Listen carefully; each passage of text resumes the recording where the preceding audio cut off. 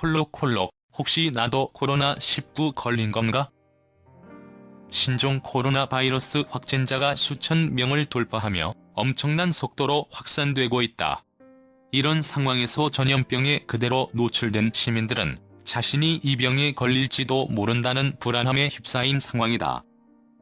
마스크, 손소독제 등 다양한 방역 물품을 구입하고 관련 정보까지 발빠르게 찾아보며 예방에 힘쓰고 있지만 불안은 여전하다.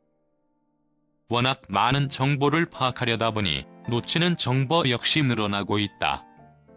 코로나19 확진이 의심될 때 먼저 해야 될 행동에 대해서도 아직 많은 사람들이 모르고 있다. 그래서 본인이 코로나19 확진이 의심된다면 확인해야 할 사항 5가지를 준비했으니 반드시 살펴보도록 하자. 1. 의심 증상.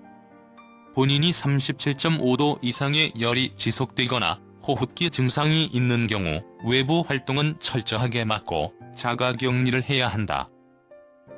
특히 기침, 인후통 등의 증상이 발생했다면 3에서 4일 정도 경과 관찰을 한 뒤에도 증상이 나아지지 않으면 1339 콜센터에 문의하거나 선별진료소로 방문해 검사를 받을 필요가 있다. 2. 이동. 본인이 뭔가 의심이 된다면 마스크를 하고 반드시 차차로 이동을 해야 된다. 대중교통을 이용하면 타인에게 전염이 될 수 있기 때문에 운전을 하지 못하는 경우 주변에 있는 선별진료소로 도보 이동이 필수다. 3. 진료.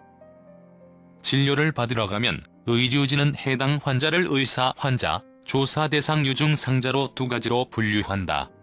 의사 환자는 중국 방문 후에 증상이 있는 사람, 확진자와 접촉한 이후 증상이 있는 사람, 의사 소견에 따라 입원이 필요한 원인 미상의 폐렴이 있는 사람이 여기에 해당한다.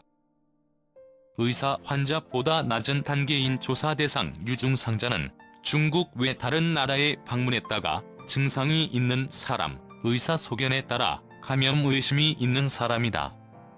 환자에 대한 분류는 선별진료소에서 의사가 판단해 결정하게 된다. 사사 환자 코로나19 감염이 강하게 의심되는 의사 환자는 곧바로 격리에 들어간 뒤 전문 치료를 받게 된다. 보통 확진 판정은 의사 환자가 받으며 음성 판정을 받기까지 격리와 치료는 기간에 상관없이 계속된다. 5. 조사 대상 유증상자. 조사 대상 유증상자는 확진이나 음성 판정이 나올 때까지 자가격리를 통해 전염을 방지하게 된다. 유증상자의 경우 보건당국의 연락에 지속해서 응해야 하며 약 2주간의 자가격리 후 음성 판정이 나오면 격리에서 해제된다. 6. 비용. 의사 환자와 조사 대상 유증상자의 경우 검사 비용과 치료 비용 모두 국가에서 부담한다. 하지만 의사가 지정한 검사 외에 엑스레이 등의 추가 검사를 받게 된다면 해당 금액은 본인이 부담해야 한다.